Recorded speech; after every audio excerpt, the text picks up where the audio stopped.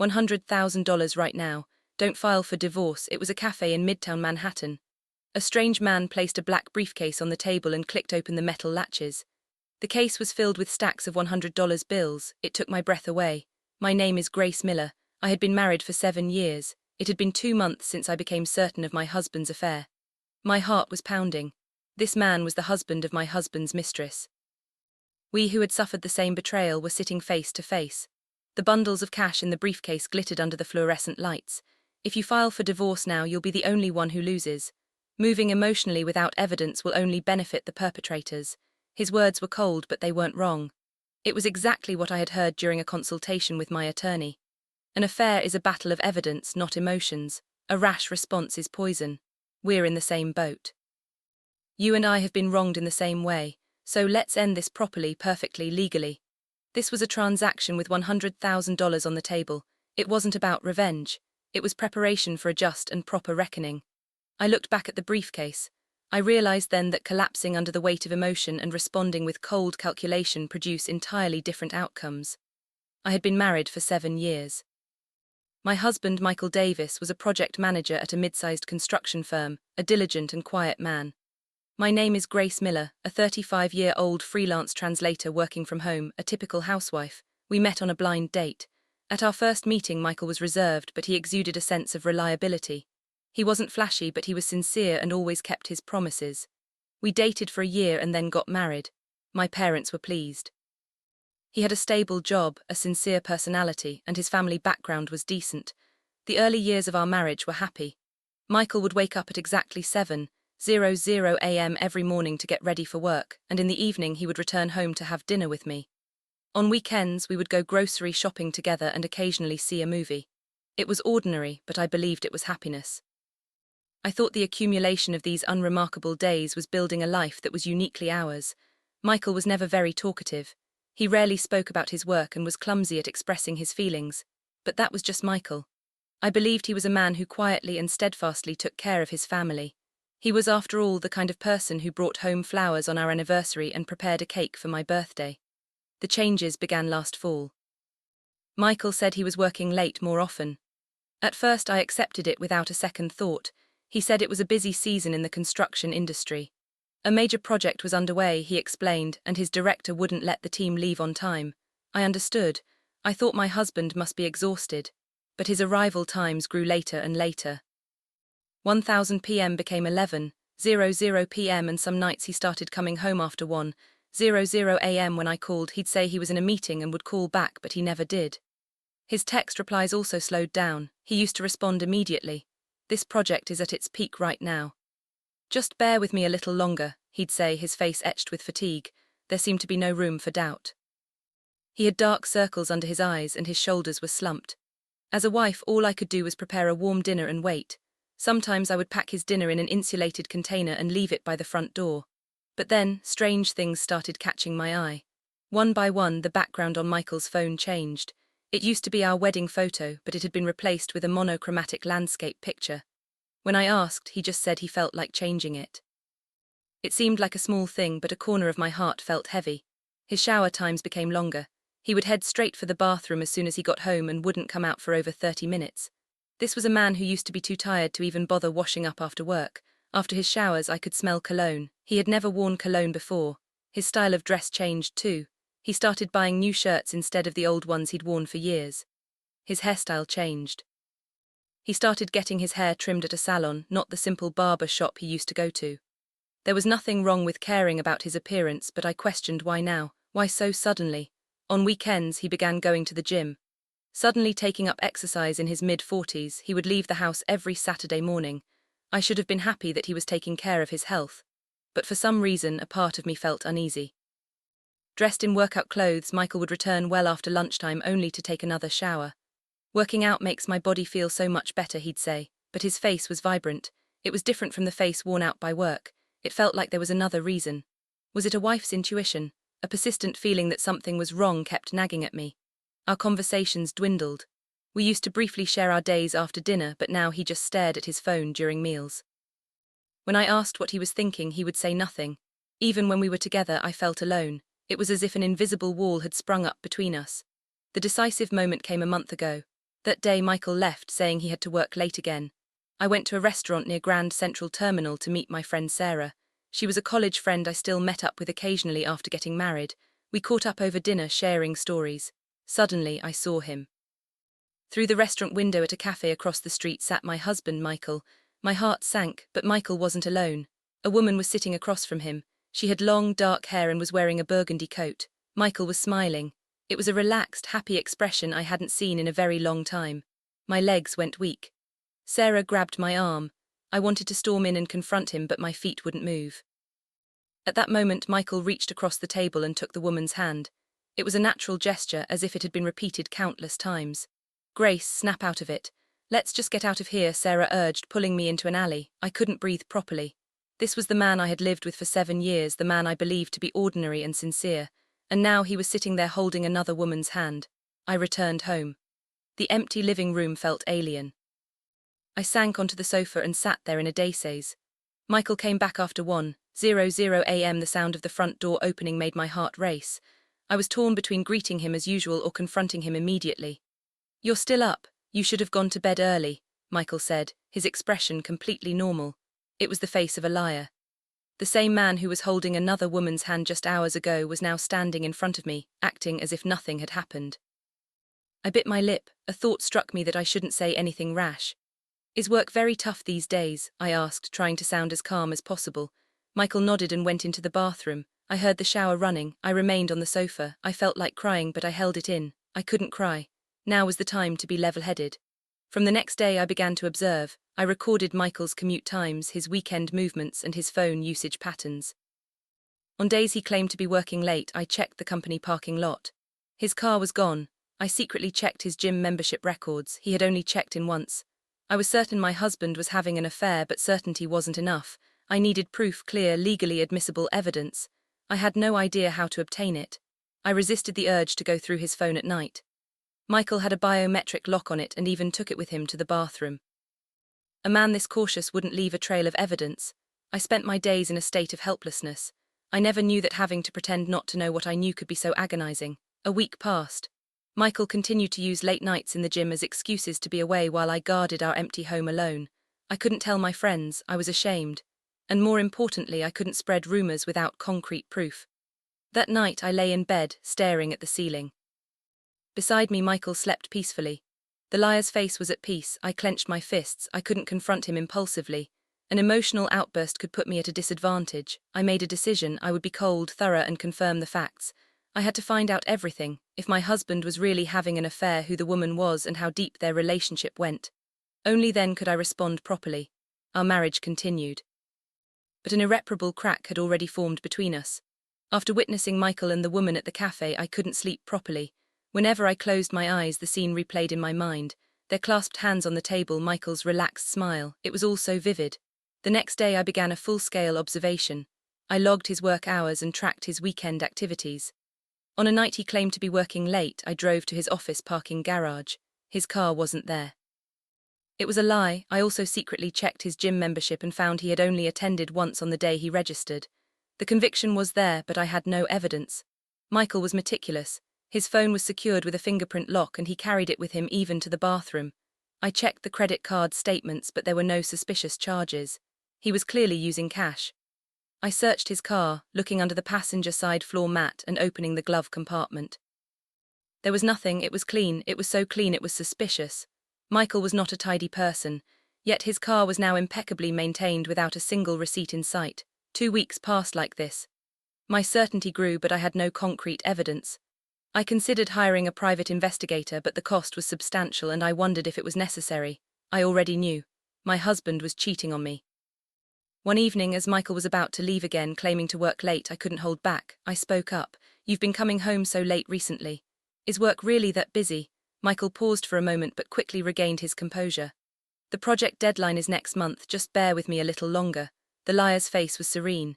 He looked me straight in the eye and lied. My heart shattered. I couldn't ask any more questions. Pressing him without proof would only make me look like a suspicious wife.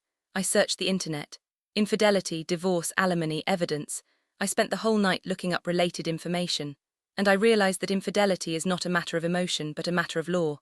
No matter how certain I was, it was useless without proof. I posted anonymously on a law firm's online consultation forum explaining my situation and asking for advice. A few days later, a reply came. It was a cold dose of reality. Suspicion alone was not enough. I needed objective and clear evidence. Photos, videos, audio recordings, text messages, things like that were necessary. I decided to meet with an attorney in person. I called a law firm I found online and scheduled a consultation. 2 days later, my hands trembled as I headed to the attorney's office. This felt like the real end. The law office of Johnson and Associates was on the 8th floor of a building near Grand Central. It was a neat office. I passed the reception desk and entered a conference room. Robert Johnson, a divorce attorney, greeted me. He appeared to be in his mid-40s. "How can I help you?" In a trembling voice, I explained my situation, my husband's changes, the scene I witnessed, and my inability to find evidence. Mr. Johnson listened quietly, taking notes. When I finished, he spoke calmly. "First of all, it's clear that filing a lawsuit in your current state will be difficult. The court won't recognize suspicions and circumstantial evidence." It was the answer I had expected, but hearing it directly felt devastating. Mr. Johnson continued. "In an infidelity lawsuit, the most important thing is irrefutable evidence. You need things like photos or videos of them entering a hotel, text messages or chat logs proving an intimate relationship or audio recordings. At the very least, you must be able to prove they are meeting continuously."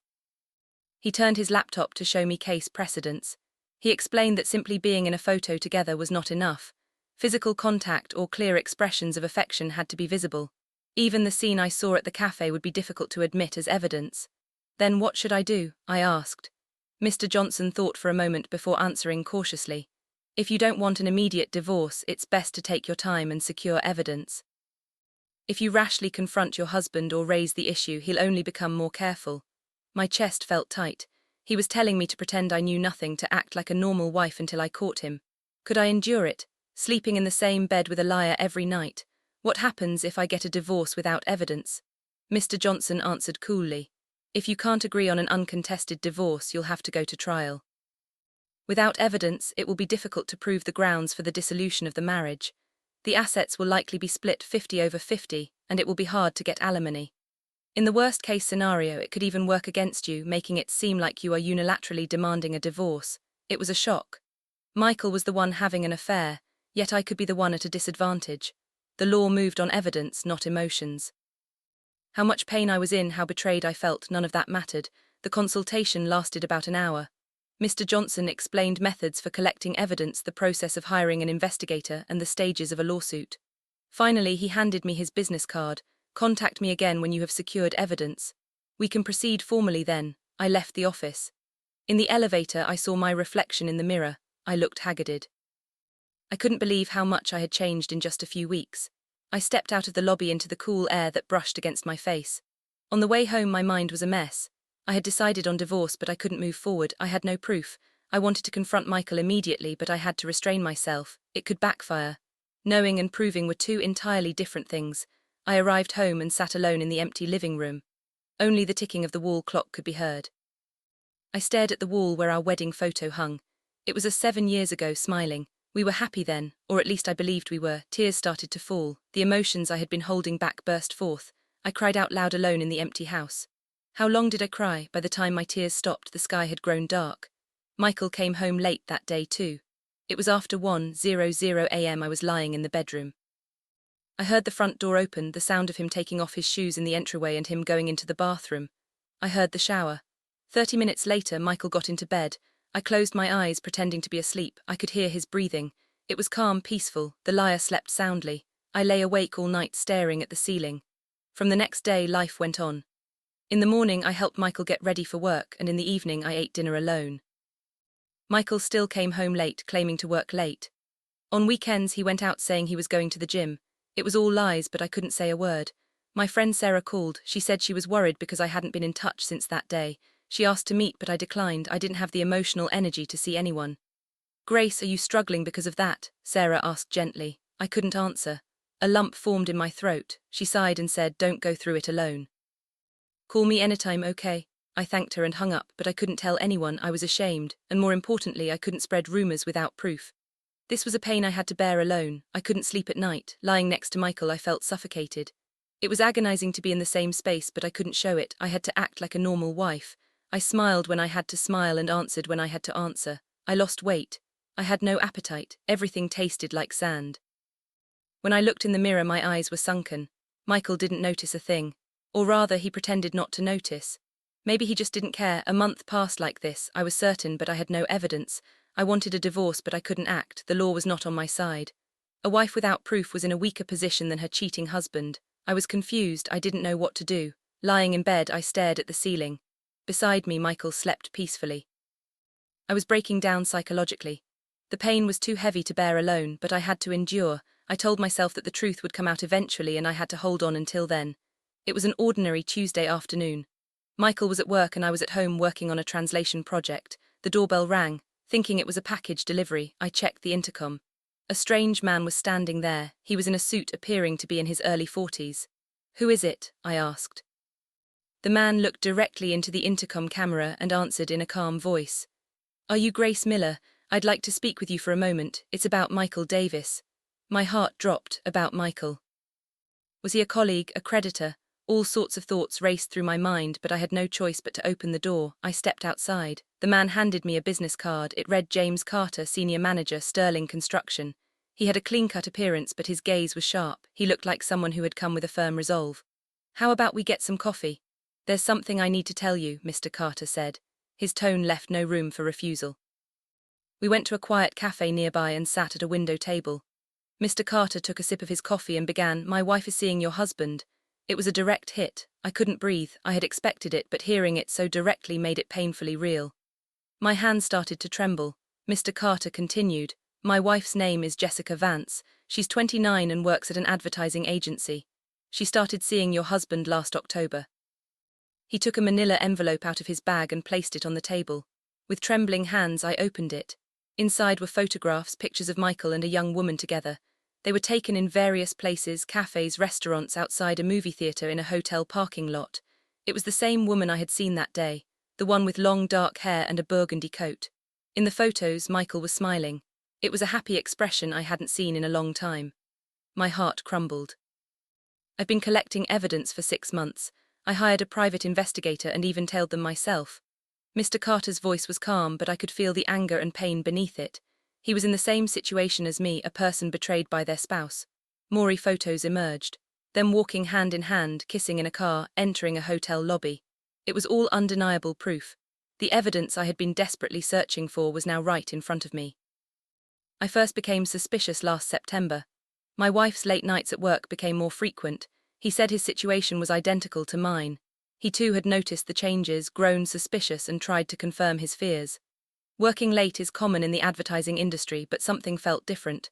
Her return times were erratic, and she started going out often on weekends. Mr. Carter's story continued. His wife's phone screen changing, her style of dress altering, her starting to wear perfume. It was all exactly what I had experienced. I was convinced, so I hired an investigator. After a month of surveillance, I found out she was regularly meeting someone. "Your husband," he explained each photo one by one. October 15th, a restaurant near Grand Central. October 22nd, Bryant Park. November 3rd, a movie theater in Times Square. November 17th, a hotel on the Upper East Side. The dates and locations were meticulously recorded. This wasn't just a casual fling. They were meeting regularly and maintaining a relationship. The most recent one was a week ago. They spent 4 hours together at that hotel on the Upper East Side. It was the last photo. 2 cars parked side by side in the hotel garage and their backs as they walked into the hotel together. It was irrefutable proof. "Why are you showing me this?" I finally managed to ask. Mr. Carter took another sip of coffee and replied, "We're in the same boat. You and I have both been betrayed. I thought you had a right to know." He was right. I needed to know. I shouldn't have to suffer in suspicion. I needed to know the clear facts. Mr. Carter went on, "According to the investigator's report, their relationship has been going on for over 6 months. They met at least 2 or 3 times a week and have been to a hotel more than 5 times. The specific numbers came out. It was a cold reality, a testament to how long we had both been deceived. At first I was just going to confront my wife, but I changed my mind. This is an issue between 2 people. Mr. Carter's expression hardened. I could sense his restrained anger. He wasn't being emotional. He was being cold and rational. "Your husband is also responsible. He's a married man who got involved with another woman." "My wife is also a married woman who had an affair." He was right. Michael and Jessica were both at fault. They were married people who had entered into a relationship with someone else. Mr. Carter and I were the victims, did you know? He asked. I nodded. I saw them by chance a month ago together at a café. I tried to confirm it afterward but couldn't find any evidence. Mr. Carter nodded in understanding. I was the same way. At first I kept it all to myself. I was suspicious but couldn't be sure, and I didn't have proof to confront her. That's why I hired a professional. Hiring an investigator must have been expensive, but for Mr. Carter it was worth it to know the truth and to take legal action. I'll make copies of this evidence for you. You'll need it, he said. I was grateful. He was a stranger, but he was helping me as someone in the same predicament. I needed this evidence. It was the irrefutable proof my attorney had talked about. I also have the original investigator's report. It's organized by date with location and timestamps all recorded. He took out his phone and showed me the file. It was a log of their meetings compiled in a spreadsheet. Over 30 meetings from October until now were listed meticulously. It was systematic material that would surely be accepted in court. Have you consulted with an attorney? He asked. I nodded. I went a month ago. He said I needed evidence. Mr. Carter gave a bitter smile. That's right, the law moves on evidence, not emotion. No matter how certain you are, it's useless if you can't prove it. We sat in silence for a moment, each of us mulling over our own pain. A bond of empathy formed between two people experiencing the same suffering. To be honest, I was furious at first. At your husband, Mr. Carter said. I understood. I had been angry at Jessica too, the woman who seduced my husband. That's what I had thought, but then I realized my wife was just as much to blame. She got involved with a married man. They're both at fault. He was right. Michael was wrong and Jessica was wrong. It wasn't one person's fault. It was a relationship they built together, and they had both betrayed their families. What are you planning to do? Mr. Carter asked. After a long pause, I answered. I'm going to file for divorce, I'm certain now. Mr. Carter nodded. Me too. I've already consulted with an attorney and am preparing for a lawsuit. We looked at each other. We were victims in the same situation. People who had been betrayed by their spouses and suffered alone. But now we were not alone. Just knowing there was someone who understood my pain was a comfort. I'll give you my number. If you need anything, contact me anytime. Mr. Carter took out another business card. It had his personal cell phone number on it. I gave him my number as well. We left the cafe. Mr. Carter drove away and I stood there for a moment, holding the envelope of evidence. I now had proof, clear, undeniable proof. On the way home, a wave of complex emotions washed over me. Sadness, anger, betrayal, and strangely a sense of relief. It was now certain. I no longer needed to doubt or search for evidence. I arrived home. I sat on the living room sofa and looked through the photos again. Michael and Jessica smiling together, holding hands, kissing. It was all so vivid. I now knew who my husband had been with, for how long and in what way. I picked up my phone. I found attorney Robert Johnson's business card. I was about to dial but stopped. Not yet. I needed a little more time to think. I had the evidence, but now I had to make the real choice. I looked out the window. The sun was setting. It had been a long day. In the morning I was alone. But by evening I had an ally, a man named James Carter, who was in the same position. We were not alone anymore. We were people who had suffered the same pain and faced the same truth. 3 days had passed since I met James. I had gone over the photos and documents he gave me again and again. It hurt every time I looked at them, but it also brought clarity. I no longer had to live with suspicion. I had proof. I picked up my phone to call my attorney, Robert Johnson, but just before I pressed the number, I stopped. Something didn't feel right. I was confused about whether I should start the divorce proceedings immediately or wait a little longer. Just then my phone rang. It was James. He wanted to meet, saying he had something to discuss. His voice was serious. It sounded important. We agreed to meet at the same cafe. James was already there when I arrived, sitting at the window table, sipping his coffee. He motioned for me to sit. As I sat down, he hesitated for a moment before speaking. I have a proposal. His expression was grave. I wondered what it could be. James took something out of his bag. It was a black briefcase. He placed it on the table and clicked open the metal latches. The case was filled with stacks of $100 bills. My breath caught in my throat and my heart began to pound. The bundles of cash glittered under the fluorescent lights. I couldn't understand what was happening. $100,000 right now. Don't file for divorce, James said. I couldn't believe my ears. He was offering me $100,000 and telling me not to get a divorce. It didn't make any sense. Why would he pay for someone else's divorce, and what were his intentions? What are you talking about? I asked. James began to explain calmly. If you file for divorce now, you'll be the only one who loses. Moving emotionally without evidence will only benefit the perpetrators. It sounded similar to what my attorney had said, but James's words carried a more specific intent. Let me tell you my plan. I'm not going to file for divorce right away. I'm going to wait at least 3 more months. I was about to ask why, but he explained first. I'm waiting for the most legally damaging moment. Let them get in deeper. Let them leave more evidence. It was a cold calculation. It wasn't emotion, it was strategy. James didn't want revenge, he wanted to respond in a legally flawless way. If we sue now, they'll be startled for a moment, but they'll soon come up with excuses. They'll say it was a mistake, a temporary lapse in judgment. But if we give it time and accumulate more evidence, there will be no room for excuses.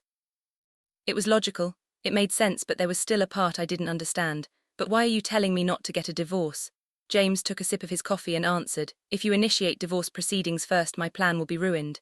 Your husband will become cautious and my wife will find out. Then they'll destroy evidence and become more careful. I understood. If I moved first, Michael would get nervous, which would be communicated to Jessica, and they would both become guarded.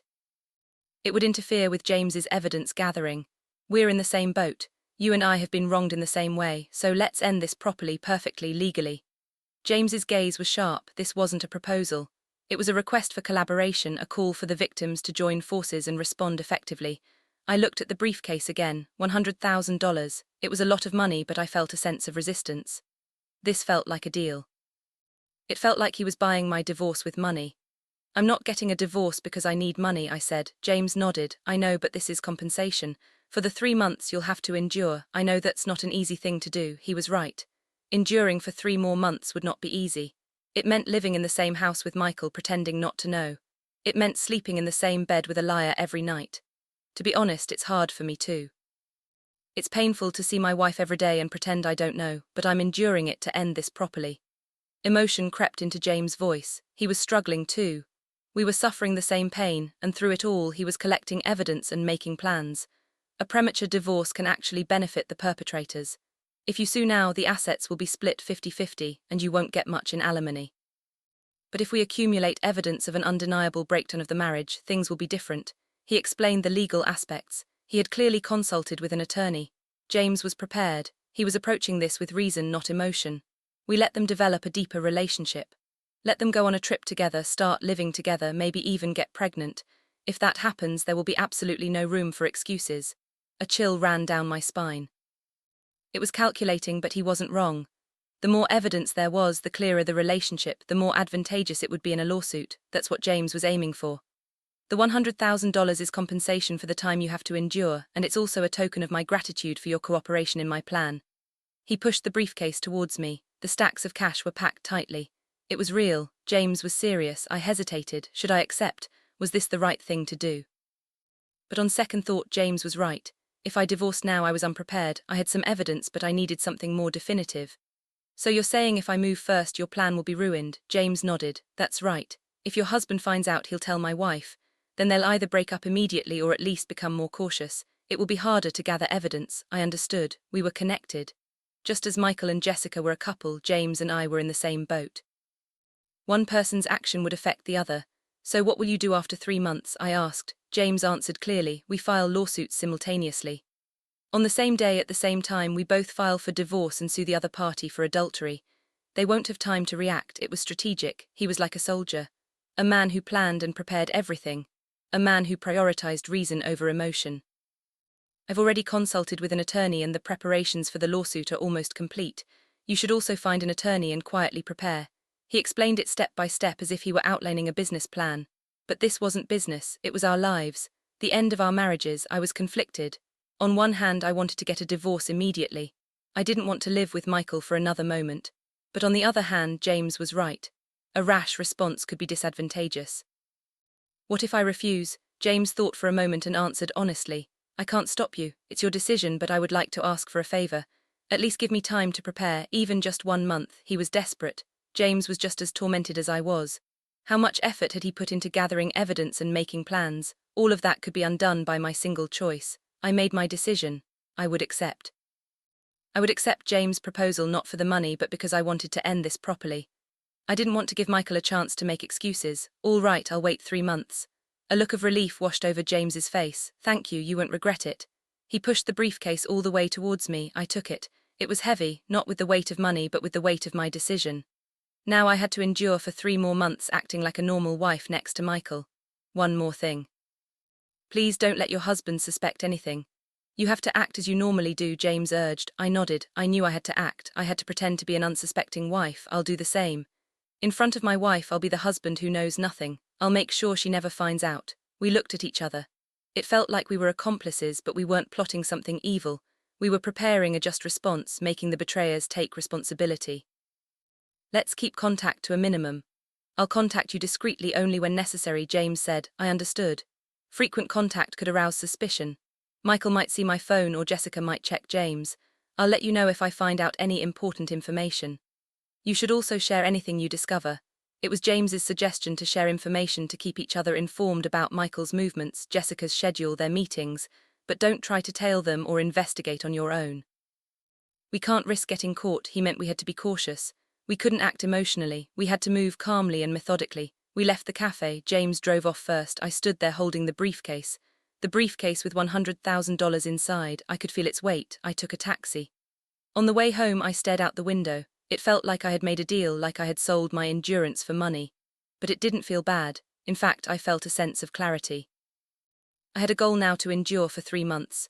During that time, Michael would know nothing, neither would Jessica. They would continue to meet and their relationship would deepen, and in 3 months we would file our lawsuits simultaneously. Only then would Michael and Jessica realize how thoroughly they had been monitored. I got home. I hid the briefcase deep in a closet, a place Michael would never find. I looked in the mirror. My face looked unfamiliar. I looked like a different person from a month ago. I had changed.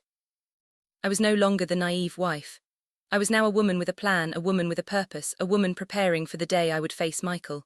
A cautious alliance had begun, a collaboration between me and James. A week had passed since my agreement with James. I had to return to being an ordinary wife, pretending to know nothing, to suspect nothing. It was harder than I thought. It was morning. Michael was getting ready for work, putting on his usual dress shirt and tie. I set the table for breakfast, scrambled eggs and toast. A normal breakfast, thanks, Michael said. I smiled. Trying to make it look natural. He didn't notice anything. He ate his breakfast comfortably. Are you working late again today? I asked, just like I always did. Michael nodded. Yes, the project deadline is next week. Just bear with me a little longer. It was a lie. I knew the project had finished a month ago. I had checked the company's website, but I pretended not to know. Then you should probably eat out. Should I pack you something? I asked sweetly. Michael waved his hand. No, it's fine. I'll eat near the office. Don't worry about it. He would be eating with Jessica. I knew, but my expression didn't change. I just smiled and nodded. Michael left for work. I heard the front door close. In that instant, my smile vanished. I stared at the leftover dishes on the table. It was bitter. This was my daily life, a wife making breakfast for a liar.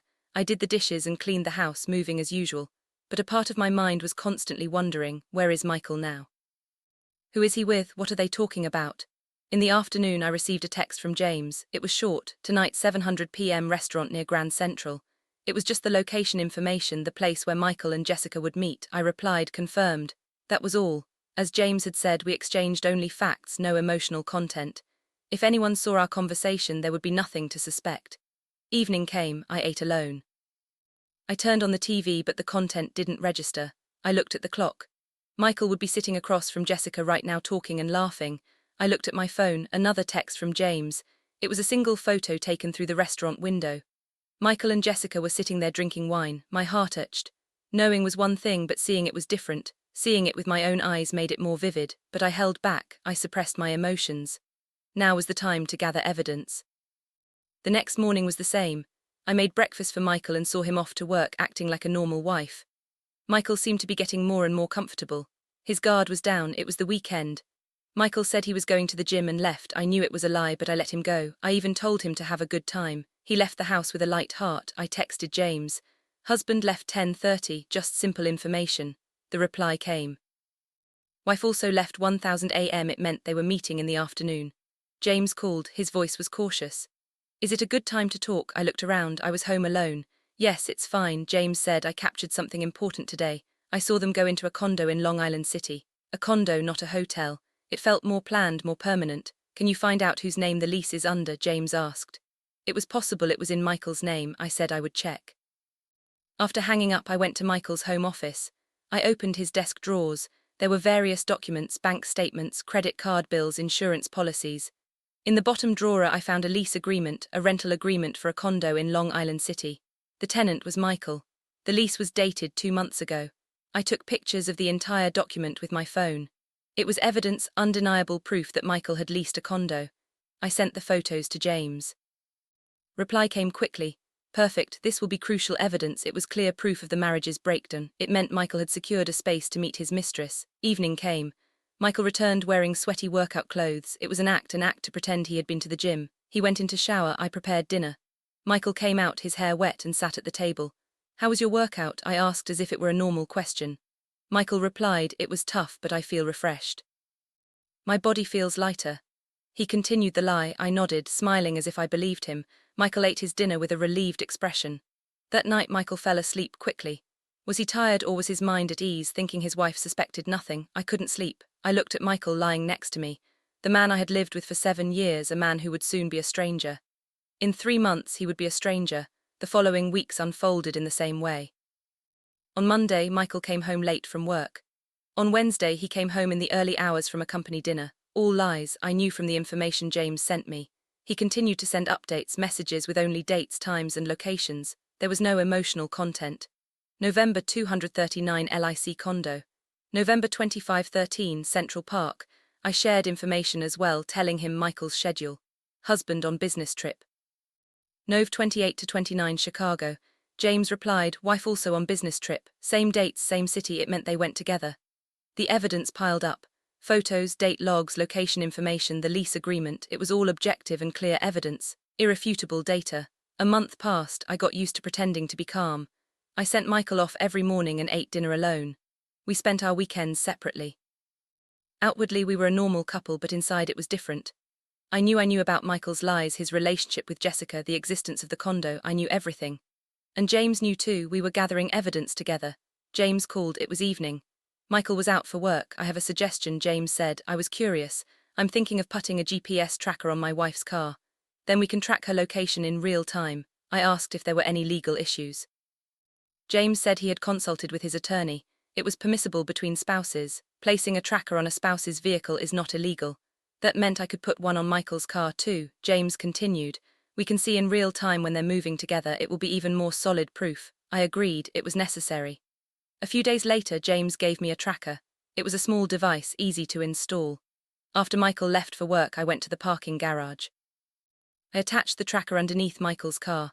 It was magnetic. I placed it in an inconspicuous spot. From that day on, I could see Michael's movements in real time on a phone app. His office, restaurants, the condo, hotels, every move was recorded. James also put a tracker on Jessica's car. Whenever the 2 cars' locations overlapped, I got an alert. It meant they were together. The data accumulated. Their meetings were logged by date and time. I sent the files to my attorney, Robert Johnson. I emailed him everything. Photos, a copy of the lease, the GPS logs. A few days later he replied, this is excellent evidence. With this much, we have a very high chance of winning the case. The attorney's words were reassuring. I was confident that we were preparing properly. 2 months passed. Michael became bolder. The frequency of his late nights increased and he went out more often on weekends. His guard was completely down. He thought his wife suspected nothing. One evening Michael said, I think I have to go on a business trip to Miami next week. For 3 days Miami, it wasn't a business trip, it was a vacation. My expression didn't change as I replied, okay, have a safe trip. Michael looked grateful. He must have thought I was a good wife, an unsuspecting wife who let him go without question. I informed James about Michael's Miami trip. A reply came soon after. Wife is also going to Miami, same dates, it was certain. They were going together. This will be the final blow, James texted. He was right. Spending 3 days and 2 nights together in Miami was undeniable grounds for divorce. No further proof would be necessary. During their trip I kept checking. I looked at the GPS locations. Michael's and Jessica's cars were at a rental car agency in Miami, the same one. They had rented a car together. I also confirmed the hotel location. It was a resort in South Beach. James called the hotel and confirmed a reservation for a double room. He also secured photos. James flew to Miami himself and tailed them. He took pictures of them walking together, eating, and in the hotel lobby. Michael returned. The night he came back from Miami, he handed me a box of key lime pie, a souvenir. I accepted it with a smile. Did you have a good trip? I asked. Michael nodded, saying he was tired. It was exhausting. So many meetings. A lie. It wasn't meetings. It was dates. He would have been looking at the ocean with Jessica, eating delicious food and spending time at the hotel. You must be very tired. Go wash up and rest, I said gently. Michael thanked me and went into the bathroom. I heard the shower. I looked at my phone, a message from James, all evidence secured. Now we just wait one more month. 2 of the 3 months had passed. I just had to endure for one more month. I looked out the window. It was night. I could see the stars. In a month it would all be over. Michael would find out. He would find out how thoroughly he had been monitored, that all the evidence had already been secured. The trap had been set. A trap Michael and Jessica couldn't escape. They thought they were free, but they were in the palm of our hands, caught in the plan that James and I had created. The final month of our 3-month agreement began. The evidence we had accumulated was more than enough, but a more decisive moment was approaching, heralded by a change in Michael's behavior. One evening, Michael broached a subject cautiously. I'm thinking of getting a small apartment near the office starting next month. The late nights are making the commute too difficult. It had finally come. The words I had been expecting. I already knew about the condo in Long Island City, but now he was trying to make it official, creating an excuse for his wife. Okay, if you think that's better, you should do it, I replied calmly. A look of relief washed over Michael's face.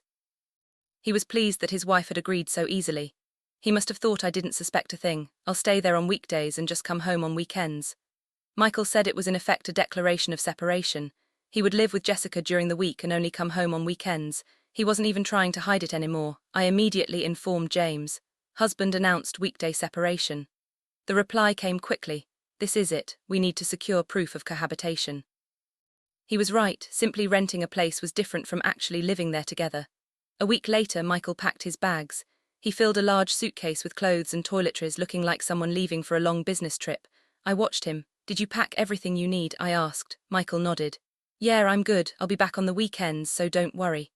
I pretended to be concerned and even saw him to the door. Michael left the house with a clear conscience, believing his wife was completely oblivious. The moment the door closed, I pulled out my phone and checked the GPS. Michael's car started moving. It was heading towards Long Island City just as expected. 30 minutes later, I got a text from James, wife's car heading in the same direction. Similar ETA, they were meeting, they were going to start living together. That night, James called, his voice was tense. I confirmed it at the condo entrance. They went in together, both carrying luggage. It was the beginning of their cohabitation. Michael and Jessica would now live like a married couple. They would wake up together, come home together, and sleep in the same space. I got photos. I even got a shot of them getting into the elevator with their luggage. James said it was perfect evidence, proving they weren't just meeting but living together. Several days passed.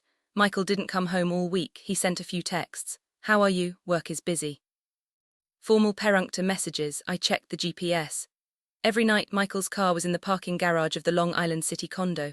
Jessica's car was there too, parked side by side. James continued his surveillance. He documented them leaving together in the morning and returning together in the evening. The photos piled up day by day. 1 week, 2 weeks, a month went by. A month later, I met James, not at a cafe but in his car. We had to be more cautious now. James opened his laptop. Look, this is the record for the past month. The screen displayed a spreadsheet. It was a log organized by date, work departure times, arrival times, places they ate dinner, condo entry times. Everything was recorded. They spent 27 out of 30 days together. That's undeniable cohabitation, James said. He was right. There was no room for excuses. This wasn't a mistake or a temporary fling. It was a planned and sustained relationship. He opened another file. It was full of photos, dozens of them organized in a folder. Pictures of them going to work, coming home, grocery shopping, taking walks together. This is the clincher. He enlarged one photo. It was taken from the condo's balcony. Michael and Jessica were standing together talking over coffee. It was morning. They had greeted the morning in the same space. There's more. James opened another file. Financial records. Michael's credit card statements. How did you get this? I asked. James explained. Through my attorney. It's possible to formally request and view a spouse's financial transaction records. The screen showed detailed statements, purchases from a supermarket near Long Island City, home appliance stores, household goods. It was the spending pattern of people sharing a home. They bought furniture too. A bed, a sofa, a dining table. James said they had set up a new home, not a temporary hideout but a proper place to live. My wife's card statements are similar. She bought kitchenware, bedding, interior decor. They had furnished the place together, each paying their share. Could there be more obvious proof of cohabitation? And I secured this too. James opened yet another file. It was a video, security footage from the condo lobby. How did you get this? I asked, astonished. James answered calmly. I asked an employee at the management office. When I mentioned that legal procedures were involved, they cooperated. He played the video. It showed Michael and Jessica coming out of the elevator and walking through the lobby. It was morning. They were heading to work together. It looked natural, like a couple who had lived together for a long time. This video alone is enough, but there's more. James continued to show me evidence. Package delivery records, utility payment histories, parking garage entry logs, it was all there. He was systematic, leaving no stone unturned. I showed this to my lawyer. He says our chances of winning are over 95%. James said, I felt a sense of relief. The 3 months of waiting had not been in vain. We had secured perfect evidence. We should be able to get a significant settlement. This goes beyond simple infidelity to cohabitation. He was right. It was clear grounds for the dissolution of the marriage. What could be more definitive proof than a spouse living with another person? There's no reason to wait any longer, James said. I agreed. The evidence was more than sufficient. Photos, videos, financial records, GPS logs, security footage, we had everything. I'm planning to file the lawsuit next week. Are you ready? James asked. I nodded. I'm ready. I had waited 3 months. It was time to end it. It's best if we do it on the same day. If the lawsuits are served simultaneously, they'll be caught completely off guard. It was a strategic judgment. If one filed first, the other party would have time to prepare. But by proceeding at the same time, they would have no time to react. How about Monday? James suggested. It was Thursday, 4 days from now. I agreed. Monday was good. Then on Monday at 10:00 a.m. we'll each file the papers from our respective attorneys' offices. Simultaneously, the plan was set. James had already prepared everything with his attorney. I had also finished my consultations with Robert Johnson and reviewed the draft of the complaint. It will take a few days for the papers to be served. They should receive them by Wednesday, James explained. That meant Michael would receive the court documents on Wednesday. 2 sets of documents, one for the divorce and one for the lawsuit against his mistress. I'd like to see his face then, James said with a wry smile. I felt the same way. How shocked would Michael be to learn that his wife knew everything, that she had been gathering evidence for 3 months. I got out of the car. James and I shook hands. See you Monday, he said. I nodded. We had been allies for 3 months, 2 people who had endured the same pain and worked towards the same goal. Now only the final step remained. I returned to an empty house. Michael was at the condo with Jessica. They would be eating dinner, watching a show and falling asleep together, but they had no idea. They didn't know that their every move was being recorded, that it was all piling up as evidence soon to be submitted to a court. I lay in bed alone. I had slept alone for 3 months. It was hard at first, but I was used to it now. It was better this way, not having to lie in the same bed as a liar. I closed my eyes. I looked forward to Monday. At 10:00 a.m. I would go to the attorney's office. I would sign the complaint and file it with the court. And then I would wait. I would wait for the day the documents arrived at Michael's door. They had crossed a line Michael and Jessica should never have crossed. They had gone from just meeting to living together. Now it was time for them to pay the price perfectly legally. It was Monday morning. I woke up earlier than usual. Today was a special day, the day I would go to Johnson and Associates to sign the lawsuit and file it with the court. When I arrived at Robert Johnson's office, he greeted me in the conference room. Are you ready? He asked. I nodded. I'm ready. I had waited 3 months. It was time to begin. There are 2 lawsuits, Mr. Johnson explained, pointing to a stack of documents on the table, one for divorce and one suing the third party. The complaints were meticulously prepared. The divorce suit is against your husband, Michael Davis. The other is against Jessica Vance. He went through the documents page by page, explaining the grounds for the lawsuit, the amount of alimony and damages requested, and the demands for asset division. The legal jargon was dense, but the content was clear. We are requesting $50,000 in damages from your husband and $30,000 from his mistress.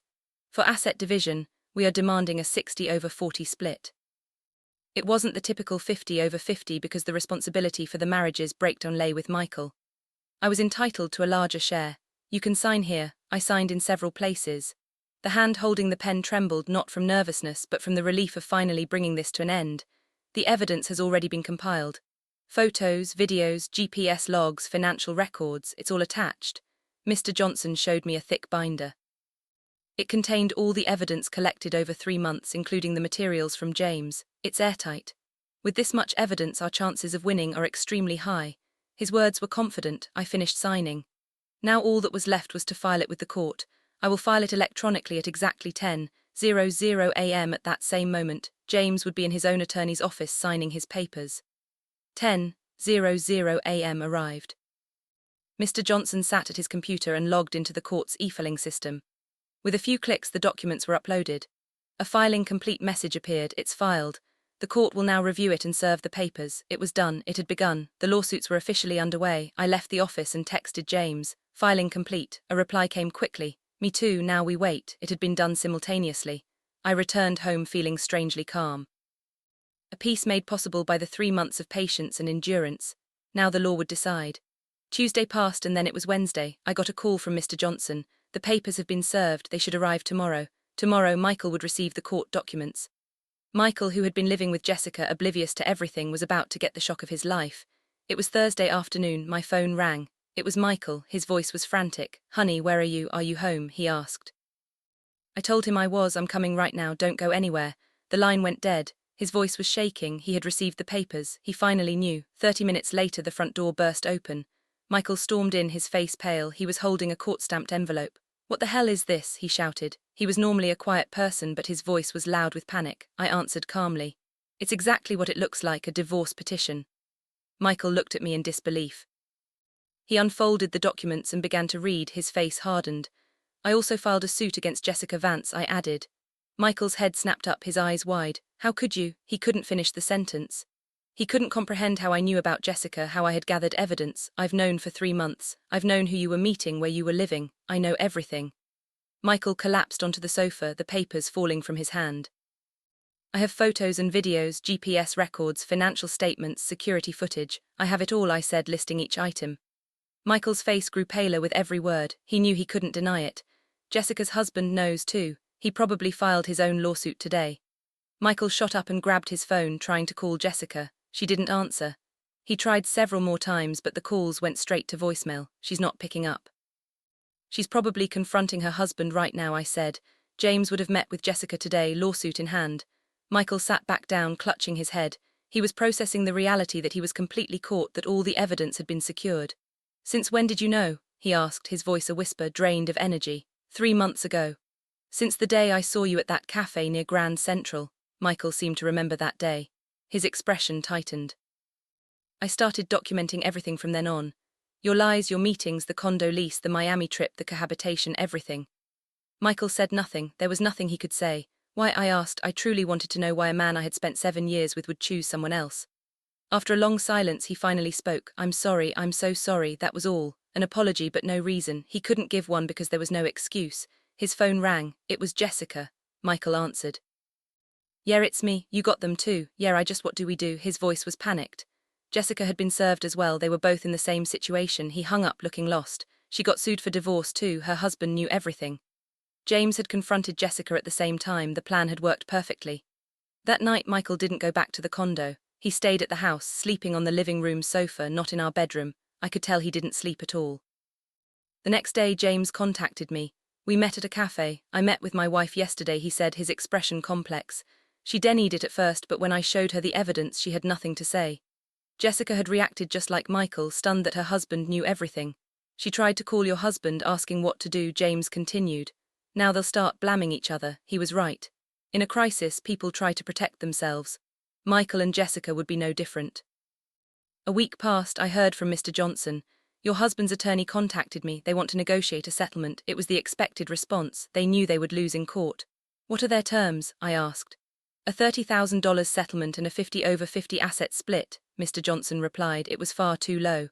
I had requested $50,000 in damages and a 60/40 split. "Reject it. If they don't meet our terms, we go to trial." Mr. Johnson nodded. We would stand firm. A few days later, James reported a similar development. "My wife also proposed a settlement, but the terms are ridiculous." He had rejected it too. With such clear evidence, there was no reason to compromise. "They've started turning on each other," James said.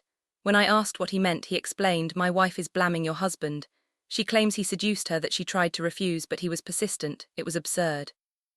After living together for months, that was her excuse." "What about your husband?" James asked. Michael was saying something similar, that Jessica had been aggressive, that he had tried to turn her down. "They're shifting the blame, trying to paint themselves as the victim," James said. I couldn't help but laugh, a bitter, miserable laugh. The people who claimed to be in love and lived together were now attacking each other. Another month passed. No agreement was reached. Neither Michael nor Jessica would accept responsibility. We had no choice but to go to trial. The first court date was set for the 15th of next month. Michael remained at the house but didn't return to the condo. It seemed his contact with Jessica had dwindled. When crisis struck, their love had cooled. Whenever we passed each other in the living room, Michael would lower his head. He no longer apologized, there was nothing left to say.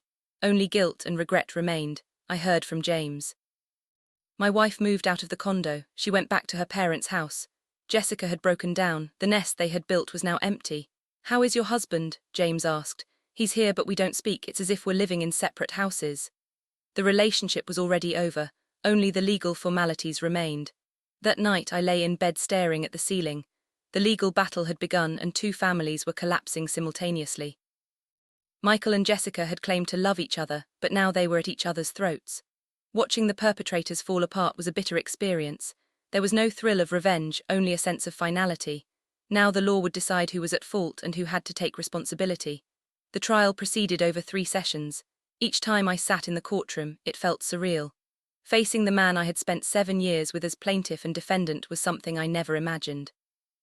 In the first session, Michael's attorney tried to deny the evidence, claiming the photos were a matter of perspective and the GPS records were coincidental. But when Mr. Johnson presented the security footage, they were speechless. It was undeniable. A clear video of them entering and leaving the condo together. In the second session, Jessica was called as a witness. In a trembling voice, she testified that Michael had pursued her and that she was a victim. But when James' attorney presented the condo lease agreement, which she had co-signed, she was unable to speak. In the third session, the judge declared, "The evidence is irrefutable. The defendant's responsibility for the breakdown of the marriage is acknowledged." It was a cold judgment based on facts, not emotions. Michael sat with his head bowed. The verdict came a month later. The judgment was mailed from the court. Mr. Johnson called me after reviewing it. "We won. The ruling is almost entirely in our favor. I was awarded $45,000 in damages from Michael and $25,000 from Jessica for a total of $70,000. The asset division was ruled 60/40. The apartment, our savings, 60% of our marital assets were awarded to me. It was the court's judgment that the fault lay with Michael. I heard from James as well. I got a similar outcome. $60,000 in damages and a 60/40 split. His voice was calm, neither happy nor sad, just relieved that it was over. "You went through a lot," he said. I said the same to him. We had endured for 4 months together, allies working toward the same goal. Now it was time to go our separate ways. A week after the verdict, Michael moved out. He packed his things and left. I didn't ask where he was going, I didn't want to know, he was already a stranger. "I was sorry," he said just before he left. I nodded. It wasn't forgiveness, just an acknowledgement that it was over. The front door closed. 7 years of marriage ended just like that. I was alone in the empty house, but my heart felt strangely light. It was as if a heavy burden had been lifted. The asset division was finalized. The apartment was transferred to my name. The savings were divided and the damages were paid. With the $100,000 from James, it was a substantial sum.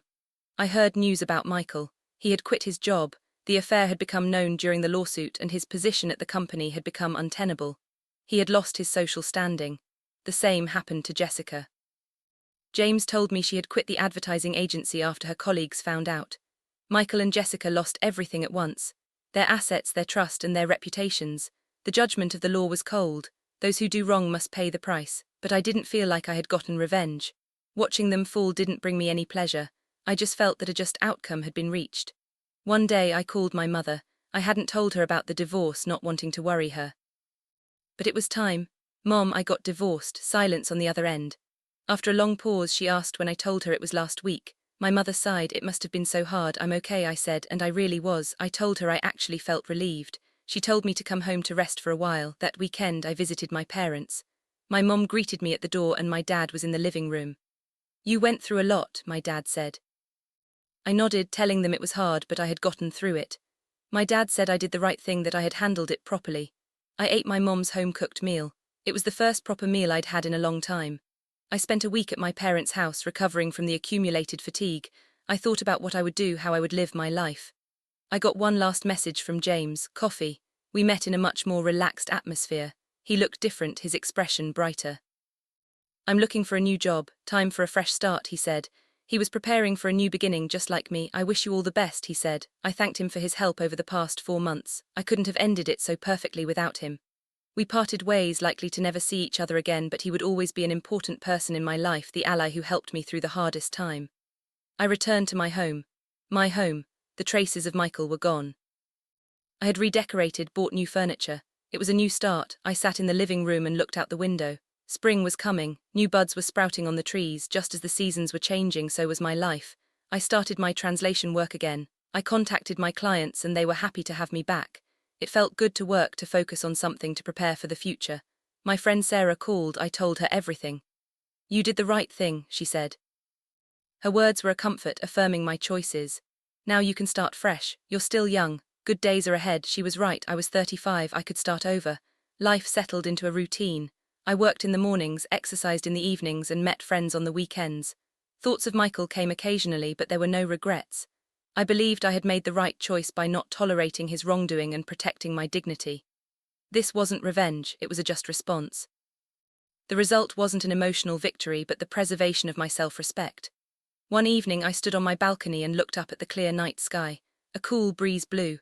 I realized then that divorce isn't an end but a beginning. It wasn't about falling apart but about standing up again.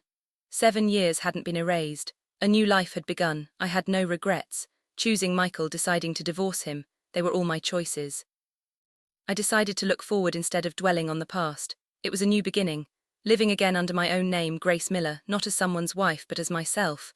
I lay in bed alone but not lonely, peaceful. Tomorrow was waiting with a new day and new possibilities. It was a quiet but certain case of cause and effect. The person who did wrong paid the price, and the person who endured protected their dignity. All that was left was a new beginning. Not regret but hope. Not an end but a start, the start of Grace's new.